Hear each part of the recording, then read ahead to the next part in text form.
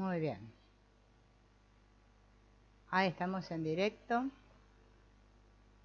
Ya vamos a comenzar. Apenas aparezca la imagen.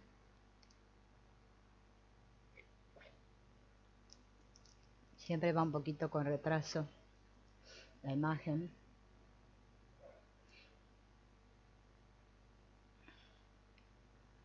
Ya estamos listos. Bien. Bueno, continuaremos con este nuevo curso de constelaciones familiares, a pesar del calor que hace acá en Argentina y que me estoy un poco derritiendo, pero bueno, tengo acá la hojita para pantallarme ante eventuales calor que venga que no se soporte.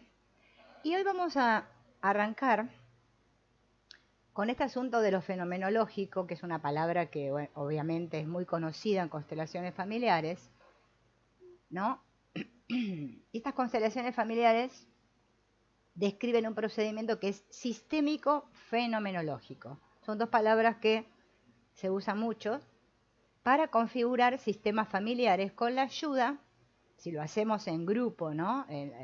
Con personas reales, de carne y hueso, en las grupales, las personas representan a los miembros de la familia del cliente, ¿no? Esta configuración que se hace cuando se hace en forma grupal o si se hace en forma individual con los vínculos, que es lo que vamos a trabajar hoy, permite mirar a la persona y su sistema. O sea, cuando yo constelo no miro solo a la persona, sino a la persona y su sistema, como un conjunto.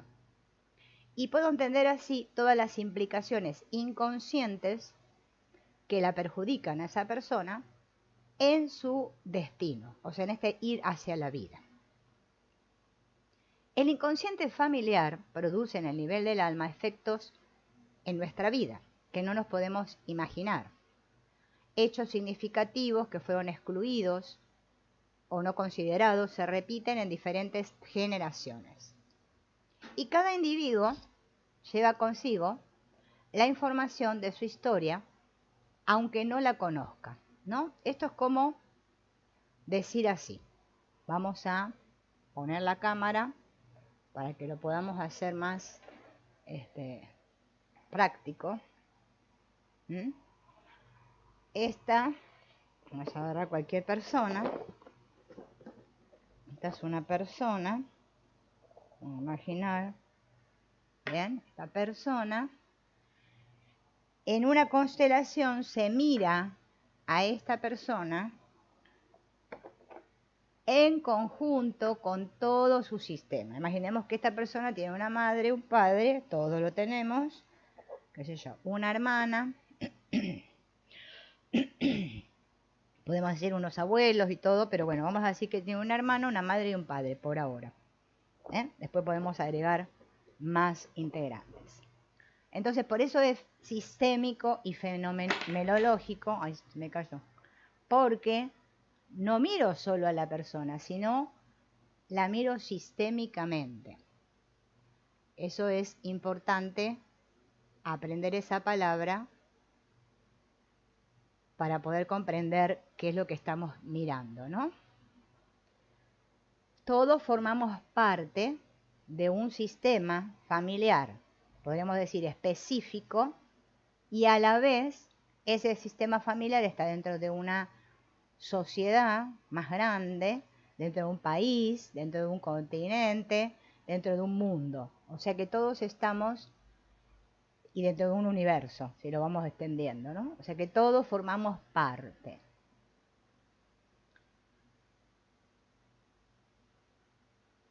Esta herramienta de las constelaciones me permite reconciliarme con mi origen, vamos a suponer que la que está constelando es ella, mi origen, y con el destino, con mi destino. Se puede realizar, obviamente, ya sabemos, grupales o individuales. Hay hoy en día diferentes tipos de constelaciones. Y lo importante es llevar a esta persona, ¿no?, a que pueda ver su sistema, ¿sí?, y poder honrar a todos, para así poder avanzar hacia su vida. Este concepto de trabajo es sistémico, vuelvo a repetir, y fenomenológico. Sistémico, ¿por qué? Porque refleja el entendimiento fundamental de que todos los miembros de las familias están unidos por profundos lazos. Los acontecimientos de las generaciones anteriores afectan a todos los miembros de la familia, obviamente que de manera inconsciente. Entonces cada persona lleva en sí implícita a toda su familia, toda su historia familiar. Todos estos asuntos que no se han cerrado, no se han concluido, tienden a repetirse hasta que se hayan completado.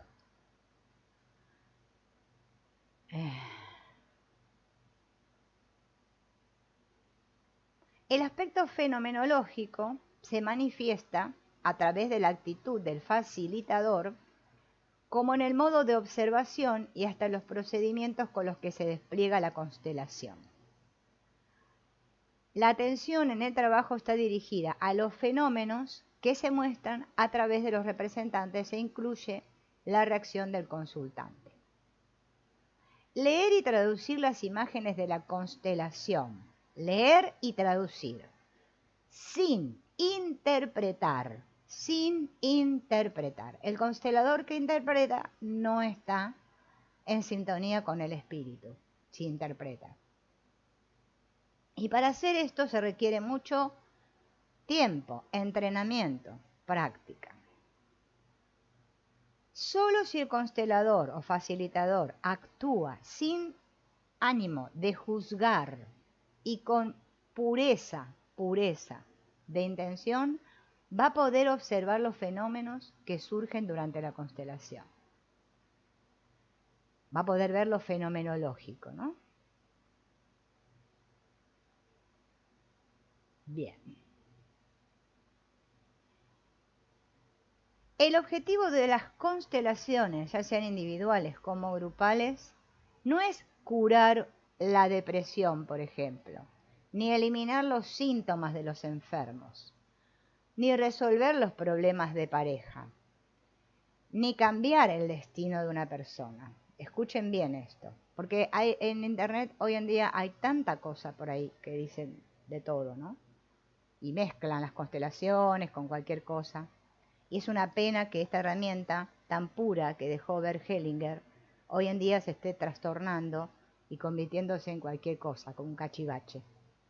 Por eso a mí me gusta, ¿no?, trabajar con ustedes y mostrarles las definiciones y conceptos de los autores que realmente siguen la línea de Bert Hellinger. Bien. No se trata de ayudar al consultante, sino de facilitarle el entendimiento de las dinámicas ocurridas en su sistema familiar, que lo llevaron a que él o ella se enrede inconscientemente en su sistema. La constelación le muestra cómo él o ella está involucrado y de qué modo esos asuntos lo están condicionando, lo enferman, lo limitan y no lo dejan ocuparse de su vida, porque está mirando a donde no tiene que mirar. Cuando el consultante o cliente toma conciencia de ello, la persona puede encontrar y aceptar su lugar en el sistema y darse cuenta de que no hay nadie que sea mejor ni peor que ella. Puede mirar a cada uno de los de su sistema con dignidad y también se puede mirar con dignidad a sí misma. Una cuestión que nos llevaría horas y horas de exploración racional y verbal, en una constelación, mirando una configuración, nos puede quedar totalmente aclarada. Bien.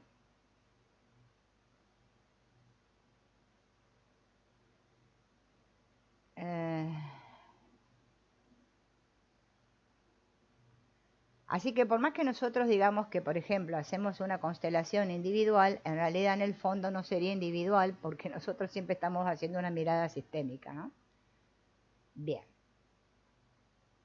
Hellinger, a lo largo de toda su obra y todo su camino, todo lo que él recorrió, describió de distintas maneras este abordaje fenomenológico.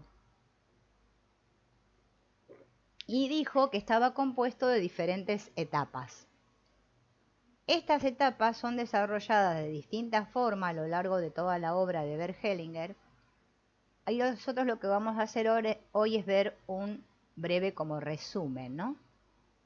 Ver lo más importante. Primero, ¿no? La puesta entre paréntesis a todo lo que pueda saberse o suponerse sobre un tema. Hellinger lo llamó vacío interno.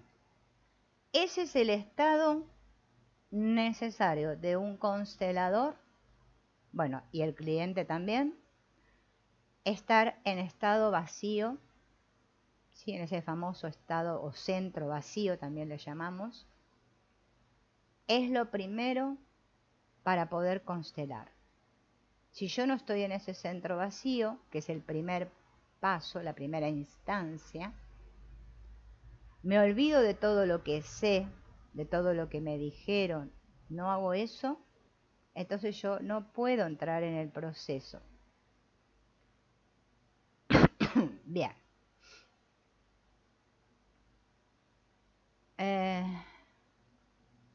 Segundo paso, la falta de intención. O sea, primer paso, centro vacío. Segundo paso, la falta de intención. ¿Esto qué genera? Al no tener intención, o sea que yo digo constelo para.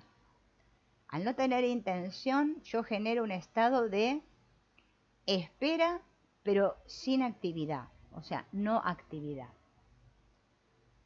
Tercer momento, tercer fase, estar abierto, permeable, ¿sí? A todo lo que pueda ser inesperado y creativo.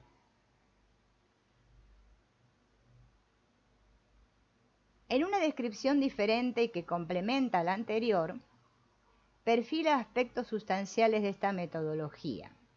Así utiliza una conceptualización para establecer condiciones en las cuales el abordaje fenomenológico acontece en su máxima expresión. Y de esta forma, Hellinger define una tríada conceptual que completa un movimiento conjunto y mancomunado, que son la renuncia, el valor y la sintonía. La renuncia se gestiona cuando yo no tengo intención, o sea, en la falta de intención. Cuando emerge una intención particular, esta se va a transformar en un obstáculo para entender, es decir, para la comprensión del fenómeno que acontece. El segundo concepto complementa al anterior y refiere a ser intrépido ante lo que pueda salir a la luz, sin el miedo a los juicios que puedan aparecer al afirmar que se percibe lo que se percibe en ese momento. La tercera, que sería la sintonía, es gracias a las dos anteriores, o sea, la renuncia y al valor, porque sin intención y con valor se abre un lugar hacia el reconocimiento de lo que aparece. La sintonía no depende del tipo de información que se presenta.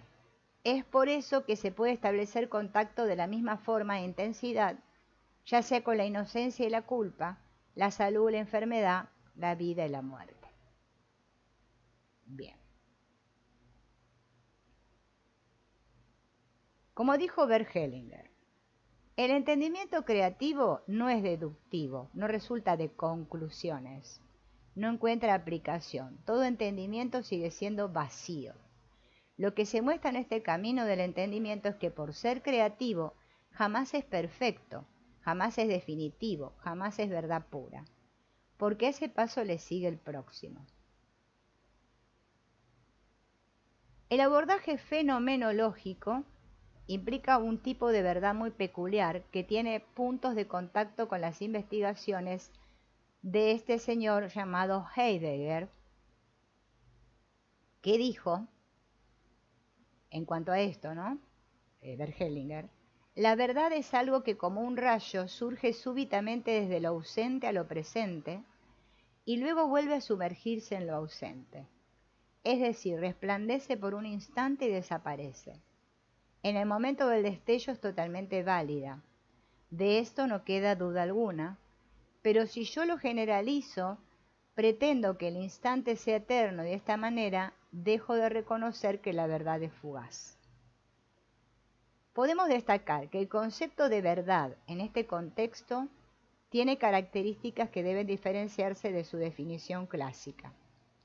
Una verdad fenomenológica implica que ella se vuelve acontecimiento y culmina a través de la ejecución. No es algo que pueda generalizarse de forma absoluta.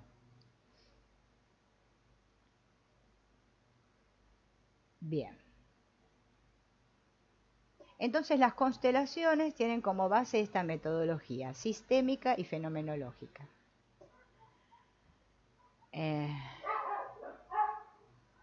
La actitud, esta no intencional, permite la manifestación de distintos tipos de información, tanto físico como mental y emocional. En el desarrollo de la fenomenología, la espacialidad cobra una importancia mayúscula, o sea, la espacialidad se refiere al espacio que ocupan los representantes. Bien. A través de esta espacialidad, el pasado vuelve a emerger y actualizarse en un presente. Incluso puede establecerse una analogía con la metodología ritual de diferentes culturas, ¿no? En donde se hacían rondas y todo esto. El espacio y los cuerpos posibilitan esta dimensión cualitativa del tiempo, más precisamente del pasado de la persona que está realizando esta configuración. Bien, por eso ahí es donde surgen las dinámicas, ¿no? Cómo está funcionando ese sistema. O sea, cuando alguien configura a su familia, está transfiriendo al espacio lo que está ocurriendo en su familia.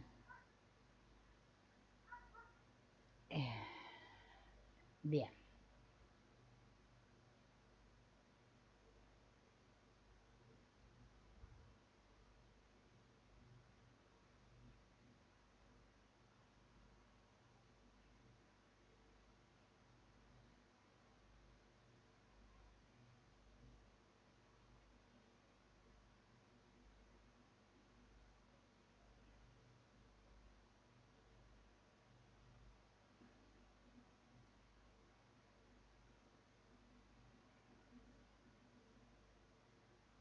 Espérenme un segundito, que ya van.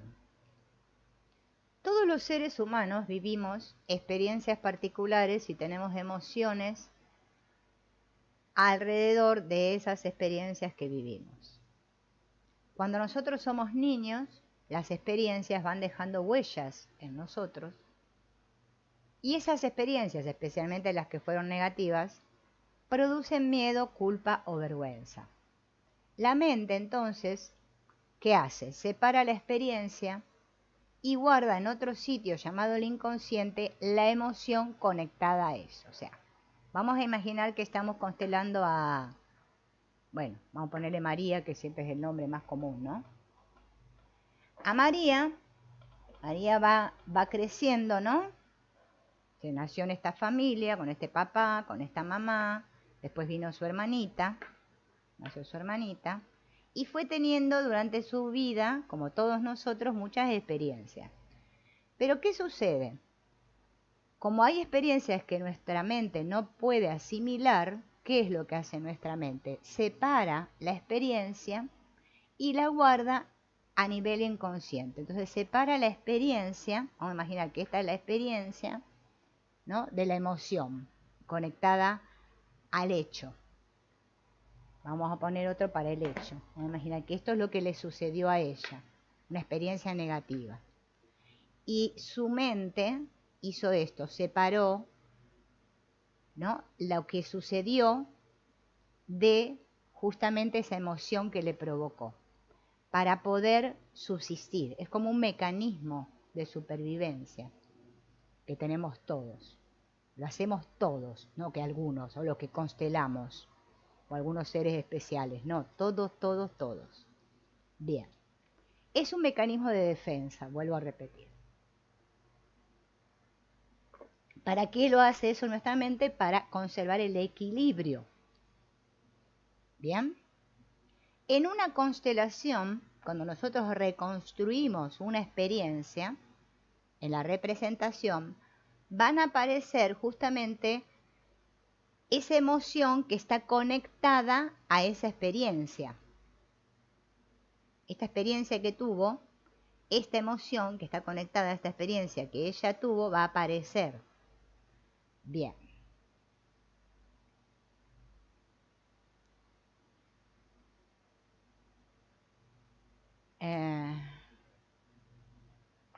Recordemos que todo esto que en constelaciones se llama implicaciones sistémicas, ¿sí?, son complicidades, le podríamos llamar, inconscientes. O sea, yo hice esto de separar en un momento, porque esta experiencia para mí fue dolorosa, separé esto de esto, ¿no? Lo inconsciente, o sea, lo que pasó de la emoción. Hice esa defensa, ese mecanismo de defensa. Pero lo hice en complicidad inconsciente. Ese mecanismo de defensa psicológico que usa la mente, lo usa para evitar, aparte de mantener el equilibrio, para evitar la desintegración del yo. Cuando se vive una experiencia que es muy dolorosa. El yo del niño, cuando somos niños, es inacabado y está en proceso de desarrollo. Por eso cuando el niño vive algo, esta experiencia puede ser digerida o sobrepasarlo, no la puede digerir. Bien. Esas experiencias que a ella la sobrepasaron, ¿no?, inundó ese yo de su niña. Entonces el mecanismo defensivo que actuó fue la represión. Todos reprimimos, ¿no? Parece que me olvido de esas experiencias, la reprimí. La mente va a seguir defendiendo ese yo de la niña y facilita que se separe el relato del sentimiento. Este sentimiento queda en la memoria celular, grabado en nuestro cuerpo. Todo queda grabado en nuestro cuerpo. Y puede expresarse, pasado muchos años, con una enfermedad, por ejemplo. Muchas de las situaciones que nuestros padres relatan sobre nosotros son recordadas como traumáticas porque al ser vividas estaban teñidas de las emociones de los adultos que estaban alrededor de este hecho que estaba sucediendo. Y ellos no pudieron manejarlas. Bien. Veamos un ejemplo. Vamos a cambiar de ejemplo para que... Bueno, esto lo voy a dejar para que lo usemos de cosa. Vamos a imaginar que este es el cliente, ¿sí? Y resulta que a él le dan un ascenso en su trabajo.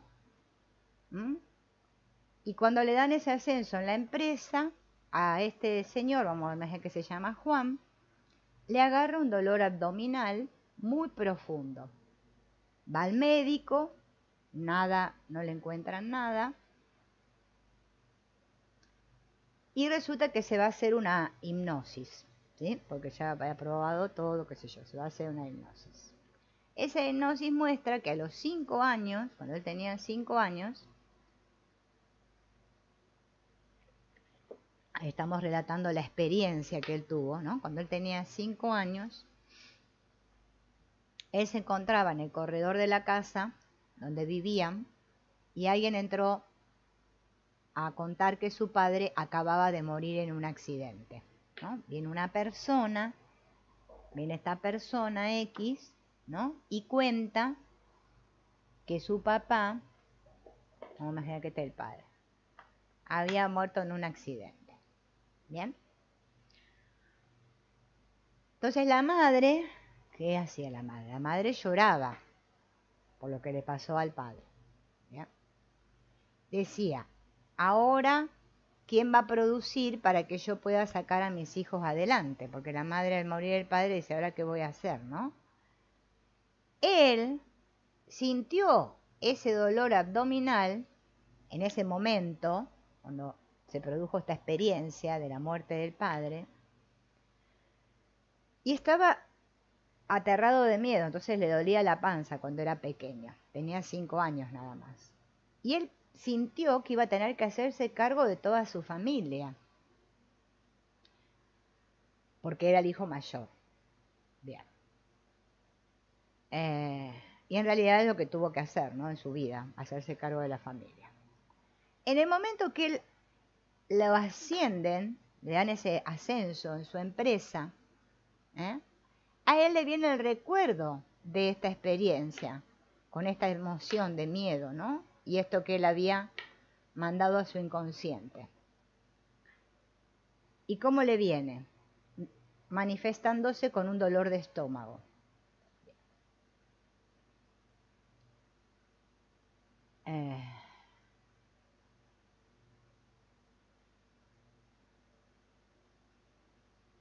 Bien.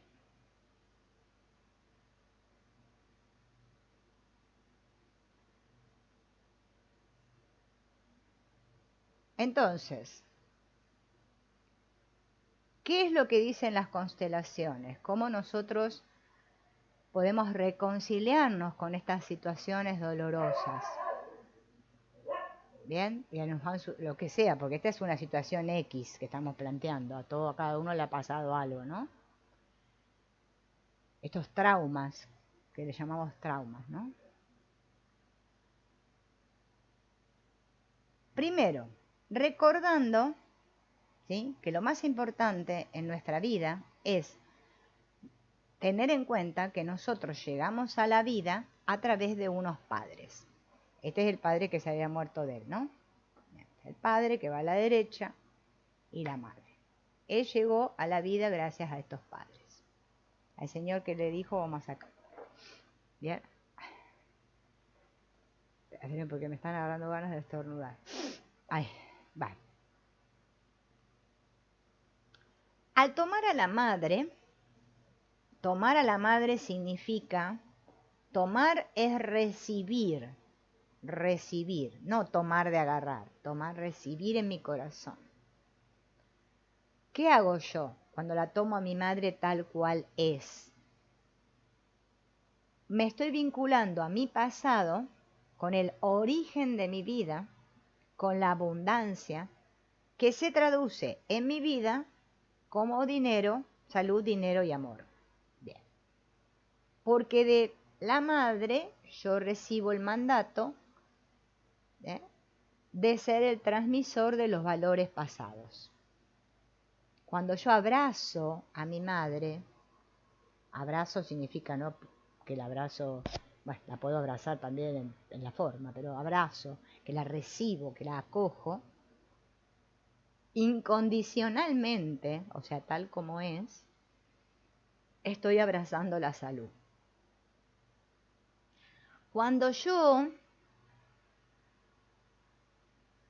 tomo a mi padre tal cual es, ¿qué estoy haciendo? Abrirme al futuro, al mundo, a mi realización profesional.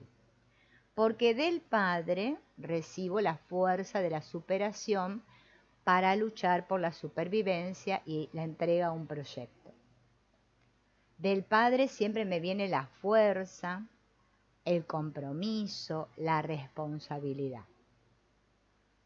Pero mis padres, a su vez, ¿de dónde nacieron? De otros padres, ¿no? Mis padres vinieron de otros padres. Vamos a ponerle los padres a esta, a la mamá y al papá de él. Mis padres, a su vez, vinieron de otros padres. Al padre. Cuando no tomamos al padre, nos cuesta avanzar hacia la vida. Bien. ¿Dónde estaba yo? Entonces, en la constelación, en la configuración, se muestra que la salud física viene de la madre y la mental del padre. Las enfermedades de salud física graves se presentan en personas cuyas familias han tenido carencia o ausencia o exclusión de la madre durante 3 generaciones. Las enfermedades mentales graves se presentan en personas que no han tenido acceso al padre en 3 generaciones. Bien. En todos los sistemas, han habido situaciones, ¿no? Experiencias. Acuérdense que esta era la experiencia y esta es la división que hace la mente, ¿no? Para poder sobrellevar esa experiencia dolorosa. Todas las familias han tenido situaciones que fueron vergonzosas, ¿sí? Que fueron traumáticas o impactantes. Pero todas esas situaciones quedan grabadas en el inconsciente familiar. Bien. ¿En qué me ayuda la constelación? A recordar esa experiencia y los sentimientos vividos y lo que he reprimido. O sea, que esto, que viví en esta experiencia y yo lo dividí, ahora lo pueda reconciliar.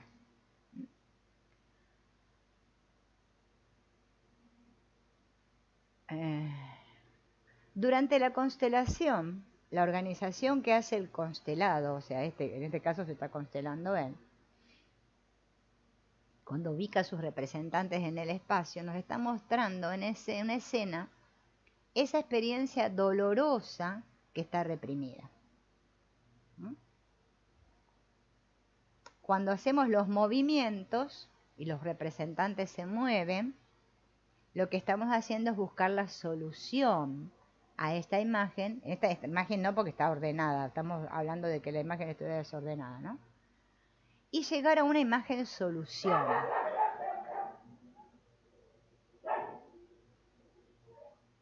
¿No? Una imagen solución. Para reparar justamente esos vínculos, para poder sanar esta experiencia. E integrarla, ¿no? Y que todo vuelva a estar en orden, para que el amor fluya. Perfecto.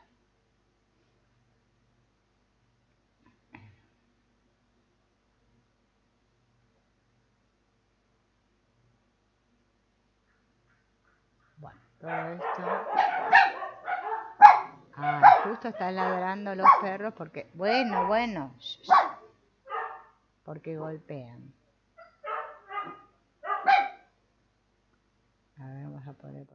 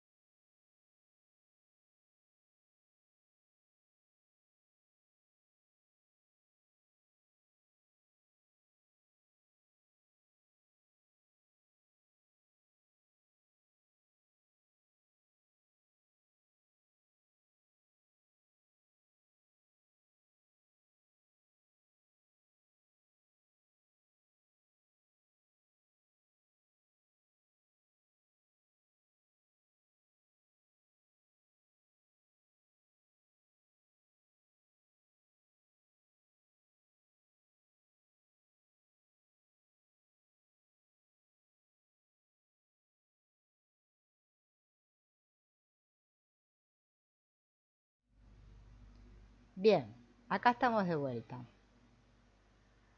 Vamos a ver un tema que tiene que ver también con esto fenomenológico. Vamos a sacar a los padres, los abuelitos de Juan. Vamos a sacar todo esto por un momento. Vamos a dejarlo a él solo. Todo camino o toda terapia que nosotros emprendamos, que sea, digamos, para sanarnos, para encontrarnos con nosotros mismos, para comprendernos, para lo que sea que ustedes emprenden un camino o van a hacer una terapia, en este caso estamos hablando de las constelaciones, pero todas las terapias en el fondo apuntan a lo mismo, es algo fundamental que muchas personas no lo toman muy bien o no sé, o piensan que no es muy importante, que es conócete a ti mismo. Es una frase de gran sabiduría, conócete a ti mismo, y vamos a indagar un poco qué significa conocerse a uno mismo.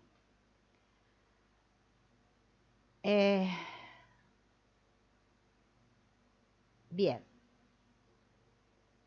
El conocimiento que facilitan las constelaciones familiares no puede reintegrarse en una dimensión meramente intelectual. Es necesario un proceso emocional, sensible y conceptual. Y para comprender esto, vamos a reflexionar un poco. Esta famosa frase, conócete a ti mismo, tiene un significado muy profundo en nuestra cultura. Este aforismo se encontraba en la entrada al templo de Apolo en Delfos, lugar donde los griegos iban en peregrinaje a consultar al oráculo sobre diversos temas. Este se encuentra representado en la película Matrix, ¿no? Cuando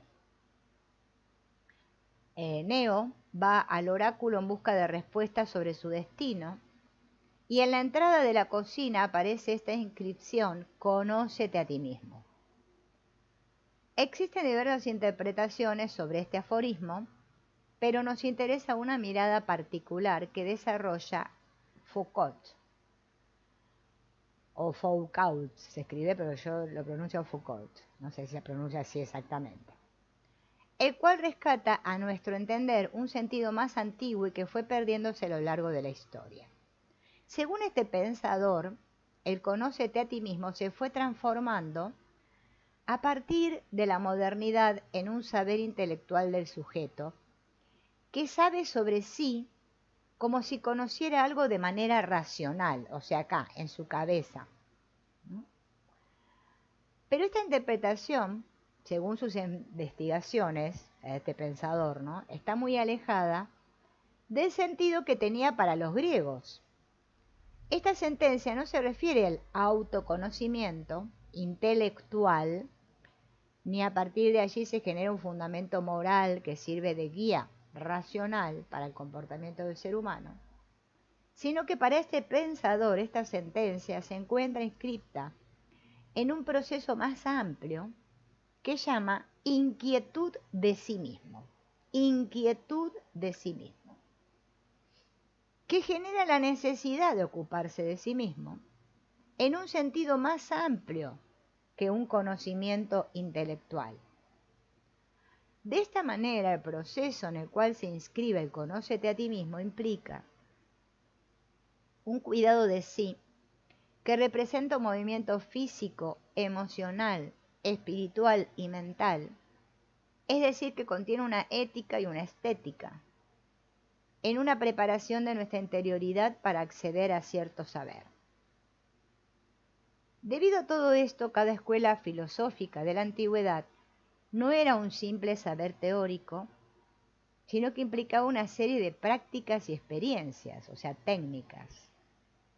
Las técnicas que permiten a los individuos efectuar por sí solos o con ayuda de otros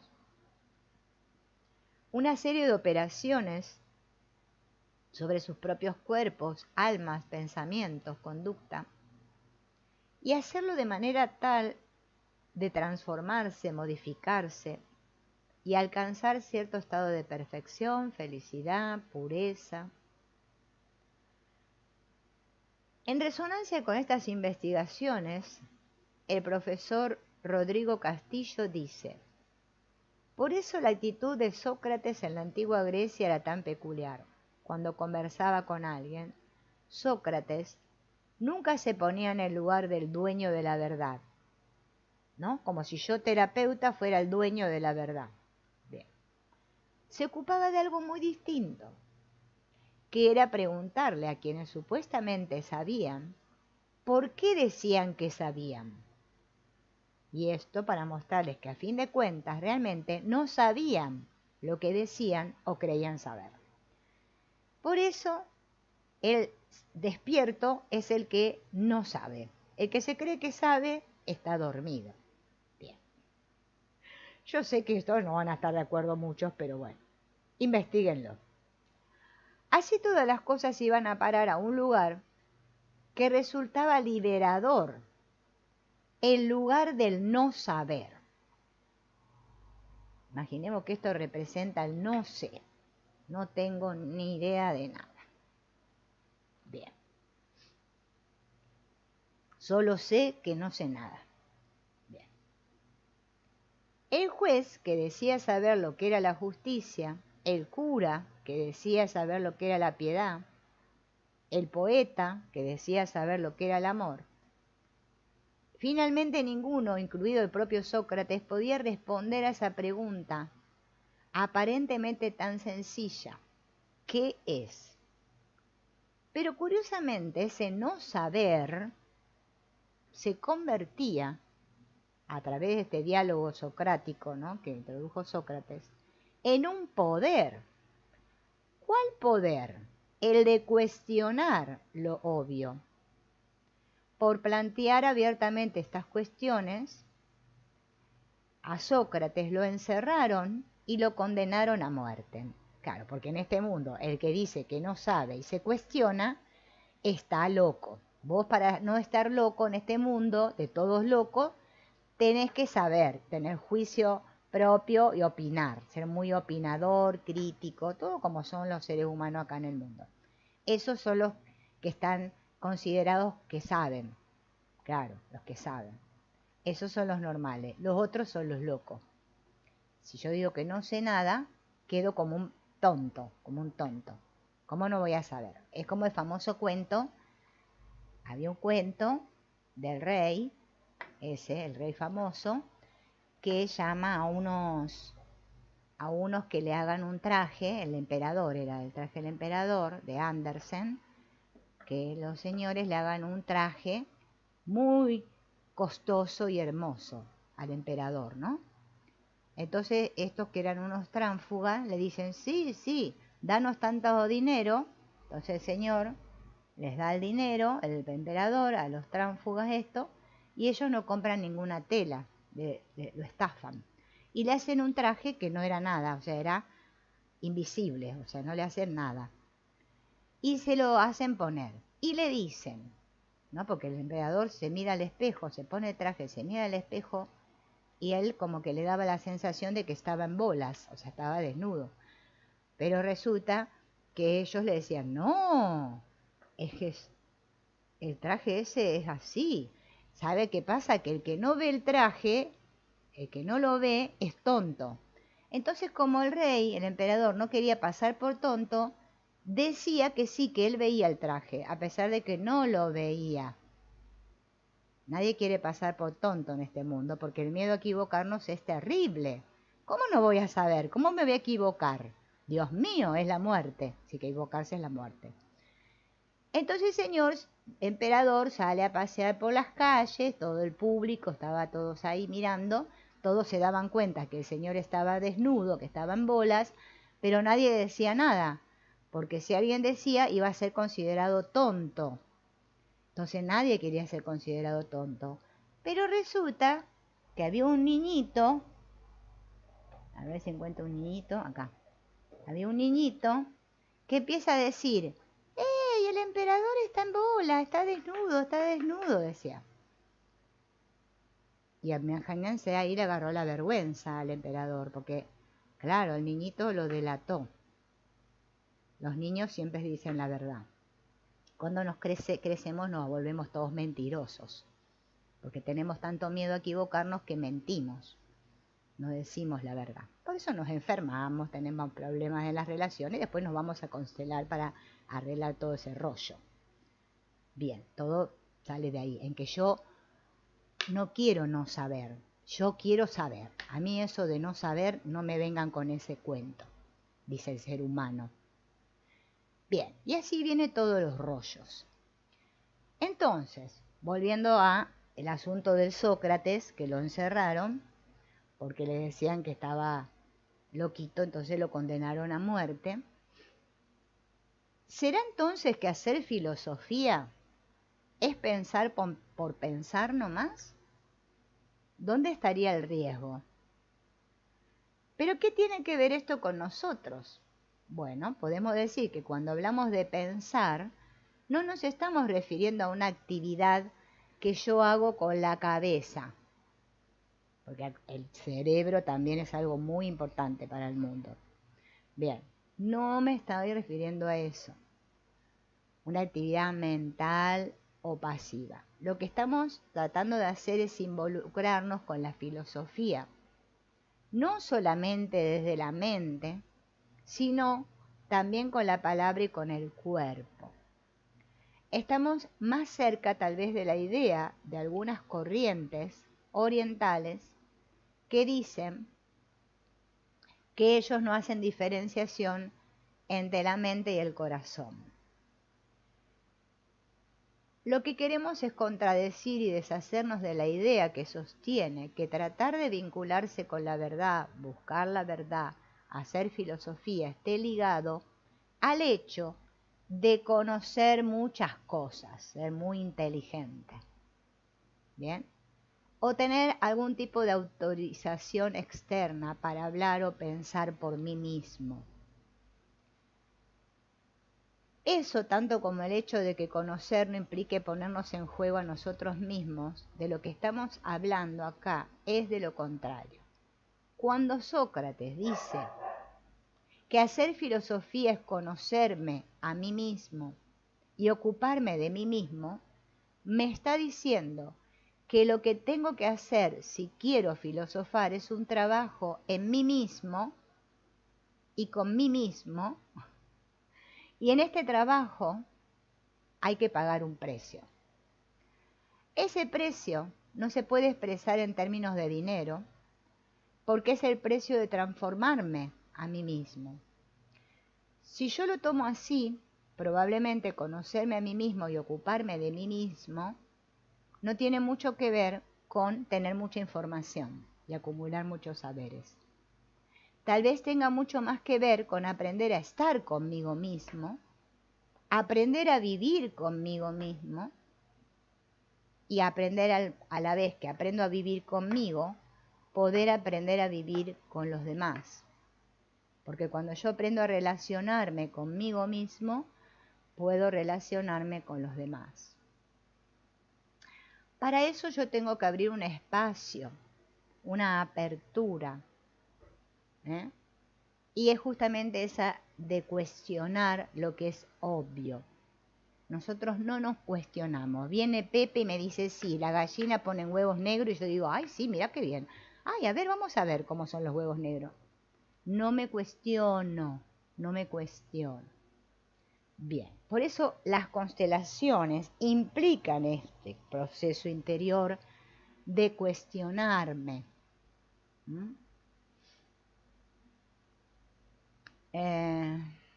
No es un saber cerrado. Las personas quieren saber. Ay, si Pepe está acá, entonces significa esto. Si Popo está acá, significa el otro. Si lo pongo acá. Y se quieren aprender el libreto de memoria y no pueden. Es imposible. Por eso hay que aprender a estar en el centro vacío y a sintonizar con el espíritu.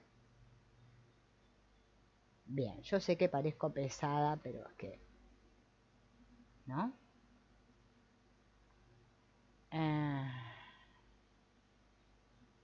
A ver.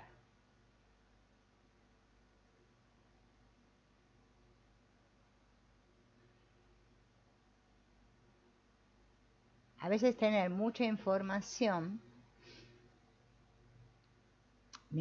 mental me refiero, ¿eh? Lo que muestra el campo después es otra cosa. Ay, bien, esperen un cachito que ya estamos avanzando. Miren que voy a ir acá.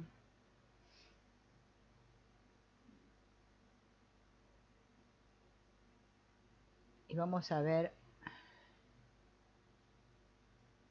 Entonces, estábamos hablando de que estas, vamos a dejarlo a este, ¿no? Vamos a sacar un cacho de este, estamos otra vez vuelta, seguimos con el Juan. Esas implicaciones sistémicas, recuerden que tenían que ver con esta complicidad inconsciente. Yo no me doy cuenta que estoy implicado, estoy en complicidad, pero yo estoy en complicidad o lealtad, que también le llaman, por amor a ese otro. Puede ser por amor a mi papá o a mi mamá, qué sé yo, o a mi abuelito o a mi abuelita, o no sé. ¿Bien?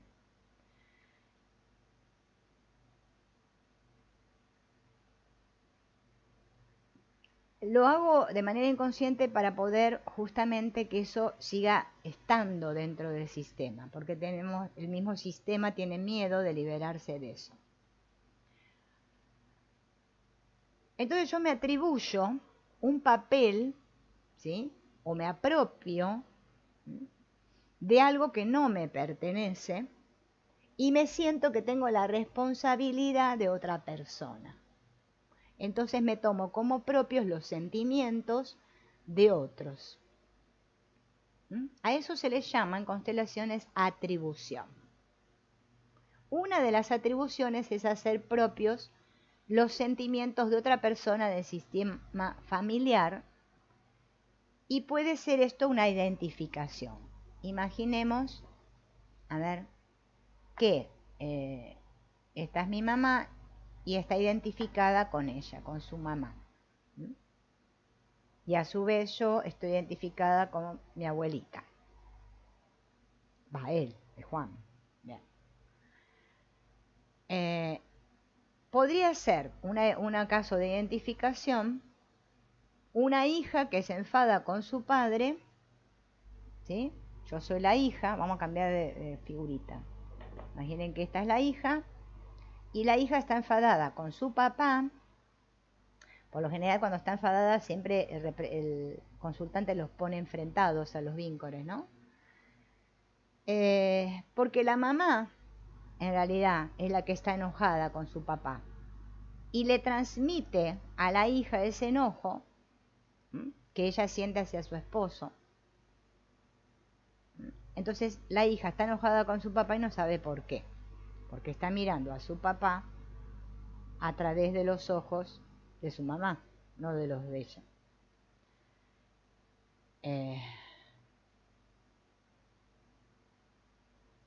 Bien. Cuando esto ya viene de generaciones anteriores, se le llama parentificación en vez de identificación. Porque ella está enojada con su esposo, pero a su vez la abuelita Juana estaba enojada con su esposo.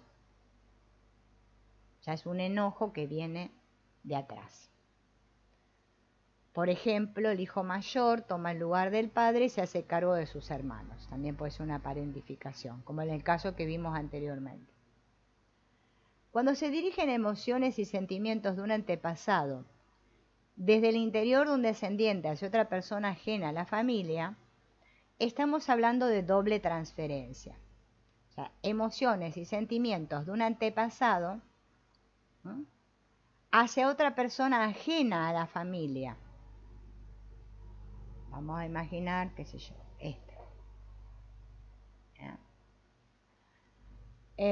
por ejemplo, una nieta, ¿sí? Vamos a imaginar que esta sería la hija de ella, que es la nieta de esta, ¿no?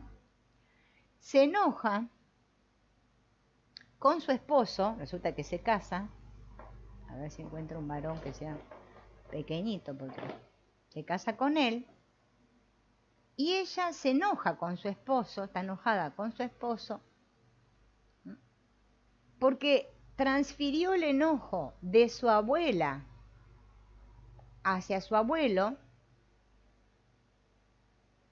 ¿sí?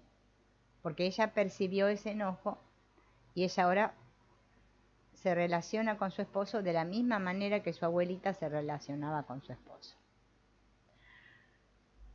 Ante un sufrimiento familiar, un hijo, un nieto o descendiente puede permanecer en la búsqueda desesperada de culpables. Se pretende hacer justicia cuando los antepasados han vivido un trato injusto.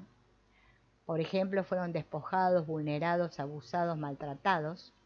Y se vive entonces una fantasía de reivindicación.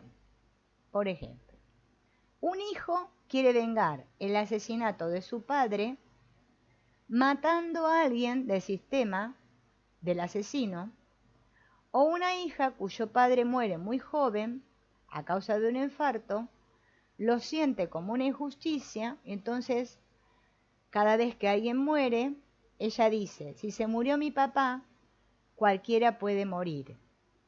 Y confiesa que siente un alivio cuando ve que los demás también mueren, porque no ve que solamente su papá murió. ¿Mm? Bien. La exclusión se da cuando un descendiente se apropia del lugar que le corresponde a un miembro de la familia, alguien que no fue reconocido en el sistema, y asume comportamientos del excluido, con el fin de atraer miradas de valoración que no tuvo el miembro excluido. O sea, como a mí o a mi abuelita, vamos a decir a esta, a mi bisabuela, nadie la miró, entonces yo ahora, y esta es la bisabuela, ¿no? Asumo el papel de ella para que mi abuela sea vista a través de mí. Entonces me comporto como se comportaba la bisabuelita. Bien. Ahora vamos a ver complicidades inconscientes por compensación negativa, no por amor, ¿no? Como vimos recién, sino por compensación negativa. Estas consisten en que un individuo pone su destino en el de algún antepasado para sentir que va de acuerdo con el sistema. La acción se antepondrá al sufrimiento y a la inconformidad. Vamos a ver diferentes casos. Primero, la expiación. ¿Qué es la expiación con E minúscula? No la expiación que habla el curso de milagros. Bien, vamos a imaginar que... Perdón. La expiación es una complicidad inconsciente en la que un miembro de la familia se adjudica los problemas de otros y paga por ellos. Un ejemplo claro de esto es el hijo. Vamos a suponer un hijo que le pusieron el mismo nombre que su bisabuelo. ¿Ya? Y él siente que debe expiar las culpas de su bisabuelo por sus deudas con vidas pendientes, porque su abuelo era militar en una guerra y mató a muchas personas. ¿Mm?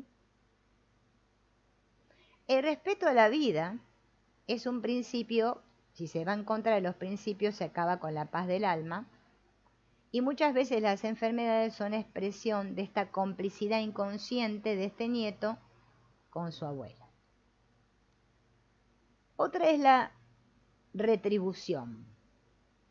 Es otra complicidad que consiste en que un miembro de la familia se libra de una responsabilidad a cambio de algún beneficio que otorga y que le va a permitir crecer o independizarse. Un ejemplo podría ser una madre que entrega en adopción a otra pareja, ¿no? A su hija, ¿bien? A ver, veo que se me perdió, sí. una hija a sus padres. Una madre que entrega a su hija a sus padres para comunicarles que ya no es una niña sino una adulta.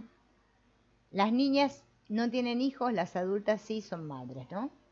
O sea, usa el embarazo y al bebé en un canje y le dice a sus padres, les dejo a mi hija, estos son los padres de ella, ¿verdad? Se la deja a los padres. En mi lugar, ahora ya tienen una bebé, yo me voy, yo ahora soy una mujer. Porque esta hija necesitaba libertad, sus padres no la dejaban ser libre. Entonces, a cambio le da a su hija, y ella se cree que así es libre, que se está liberando de sus padres. Eso se llama retribución.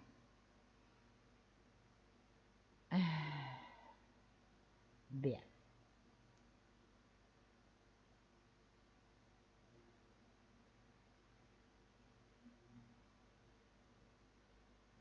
Vamos a ver el caso de una mujer, ¿no? Una mujer que tiene 16 años y resulta que vive una experiencia en que su madre muere súbitamente. Un día, ¡pum!, la mamá muere, así de golpe. ¿Bien? Entonces va a la consulta porque ella quería revisar la manera que ella tiene de elegir a sus parejas. Bien.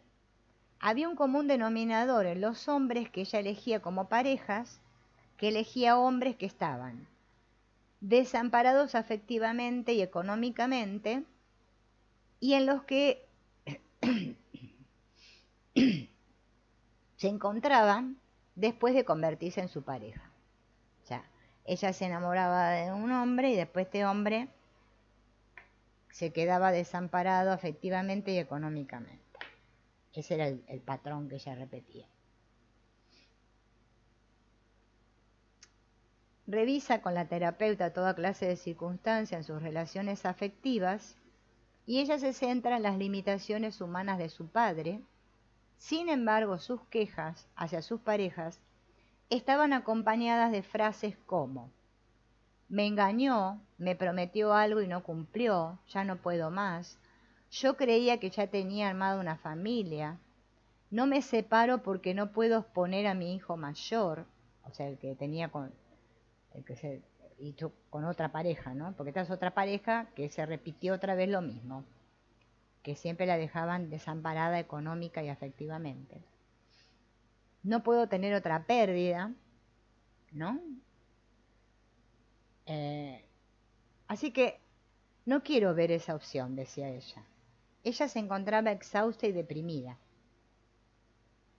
Mantiene económicamente a la familia y su marido no logra concluir ningún negocio y viven al otro extremo de donde ella trabaja, donde todo es muy caro, ¿no? Entonces la terapeuta le pregunta: ¿vas a aguantar hasta que te mueras de un infarto como se murió tu mamá? Y estas palabras la hicieron que se largara a llorar súbitamente. Y dice: estoy repitiendo la historia de mi mamá, aguantando para no hacer sufrir a mi hijo. Y me puedo morir de verdad, dice. Entonces la terapeuta le dice: es que estás siendo leal a tu mamá, eres muy buena hija, pero serás pésima mamá si te mueres por no reconocer que ya no lograste que tu matrimonio funcione y que repetiste la historia de tu primer matrimonio. En ese momento ella pudo constelar la realidad de su alma, que no era la rabia que sentía hacia su marido por no ser el hombre productivo, sino que la rabia la tenía hacia su mamá, por aguantar hasta morir en vez de ponerle los límites a su padre. ¿Ven? O sea, lo que su mamá no hizo con su papá, ella lo seguía haciendo con los hombres, con las parejas. Interesante, ¿no? Bien. Bueno, por hoy vamos a dejar por aquí para no dar tanta información, porque después llega un punto que es demasiado, ¿no? Hola Dora, bienvenida. Y nos veremos en el próximo encuentro. Creo que lo fenomenológico espero les haya quedado aclarado y bueno, y algunos ejemplos que fuimos viendo para reflexionar. Nos vemos en la